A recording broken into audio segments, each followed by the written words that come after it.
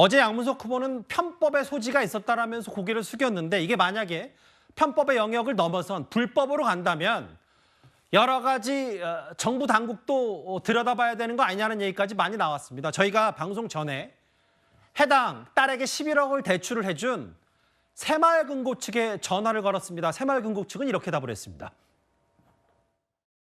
혹시 무슨 사업자를 하는 걸로 해가지고 대출을 신청했나요? 그 사업자 관련 내용으로서 제가 말씀을 못 드릴 것 같고요.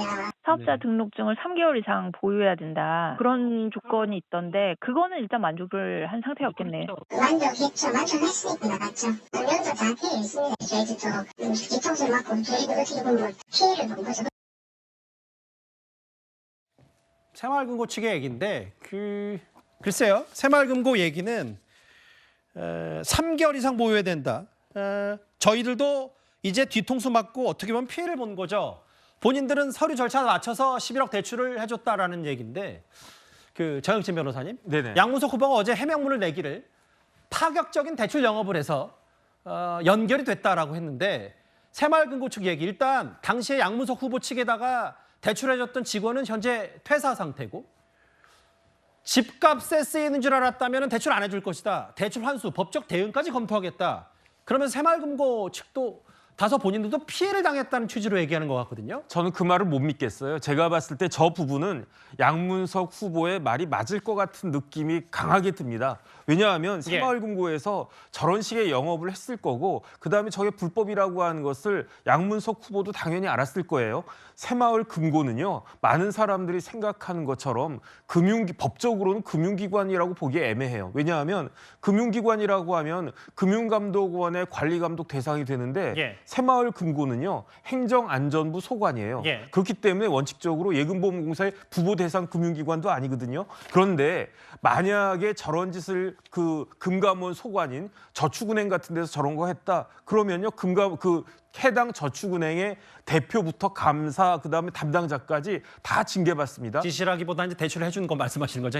그렇죠. 그러니까 이런 식으로 이제 저축은행하고 그다음에 양문석 후보 같은 사람하고 서로 간에 다 이해관계가 일치해가지고 저런 대출이 이루어졌는데 왜 저렇게 무리한 대출을 갖다가 했을까요? 제가 찾아봤더니 2020년 당시에 양문석 후보가 구입했던 그 아파트가 2020년 5월에는 26억 8천이었어요. 그런데 6월에 29억으로 확 뛰어요. 그러니까 양문석 후보도 마음이 급해졌겠죠. 그래서 8월에 31억 한 2천 정도로 산 걸로 나오는데 그다음에 아니나 다를까 2021년 2월에는 이게 35억으로 뛰고 3월에는 뭐 이게 36억, 막 37억 이렇게까지만 올라간단 말이에요. 그러니까 저런 식으로 이렇게 편법 대출을 해가지고 집을 사고 그러니까 집값이 지난 정권에서 저렇게 천정부지로 뛴 것이 아닌가. 어떻게 그렇게 해가지고 서민들한테 그 피해를 갖다가 준 것이 아닌가. 저는 그런 생각이 듭니다.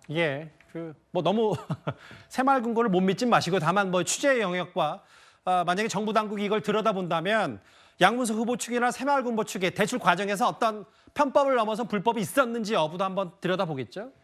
만약에 이거 집값에 쓰이는 줄 알았으면 안 내줄 것이다. 상환까지 검토하겠다라고 했는데 그러니까 사업자 명목으로 대출 11억 원을 준 새마을금고이기 때문에 아마 이런 거를 체크했을 거예요. 저희가 새마을금고 측에 확인을 해보니까 3개월 그러니까 3개월 정도는 사업자 등록증을 이렇게 기준을 충족해야 여기서 대출 요건을 충족하니까 우리가 11억 원을 대출해 주는데 이런 부분까지 새마을금고 측은 아까 현장 저희가 취재 결과에서도 얘기를 했었고 아까 정혁진 변호사께서 말씀하셨다시피 새마을금고는 금감원이 관리감독하는 데가 아니라 행정안전부가 관리감독한다 이렇게 말씀하셨잖아요. 네네 맞습니다. 그거는.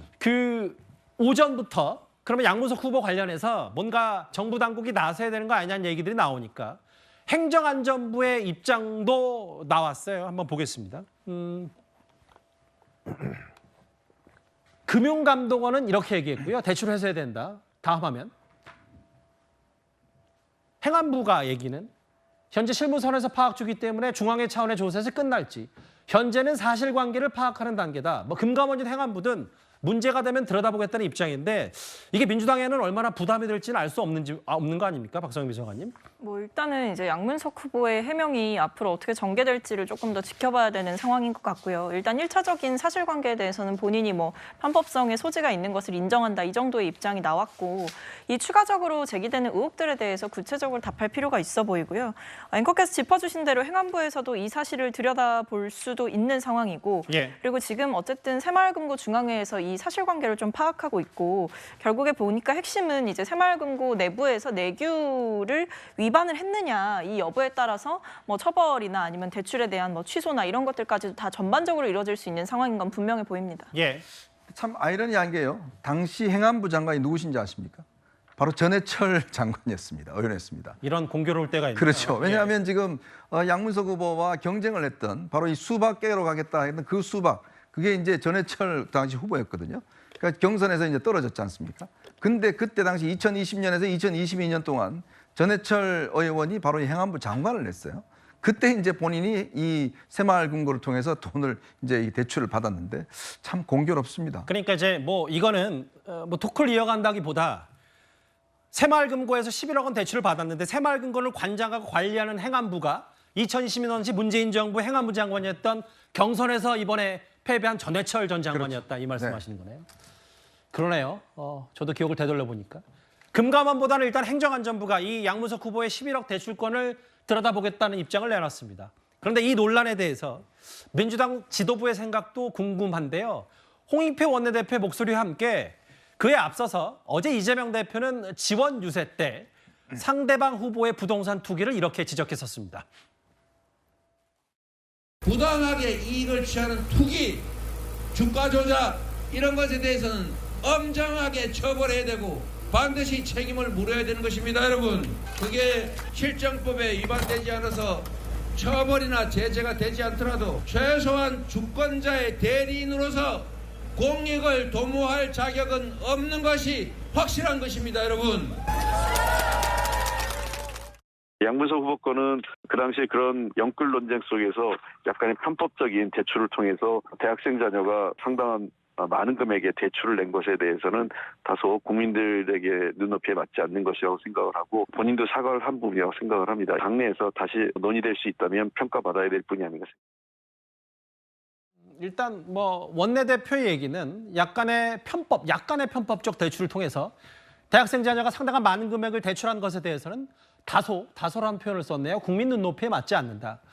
일단 그 장현주 변호사께서도 앞서 양문석 후보가 추가 해명은 좀 필요하다는 취지로 얘기하신 것 같은데 추가 해명 말고도 만약에 근데 이 논란이 점점 커지면 뭐 국민들이 그 안산 지역구에서 알아서 판단하실 거라는 걸 말고 또 다른 후속 조치도 민주당이 플랜 B 혹은 최악의 시나리오까지 검토해야 되는 거 아니냐는 얘기에 대해서는 어떻게 생각하세요?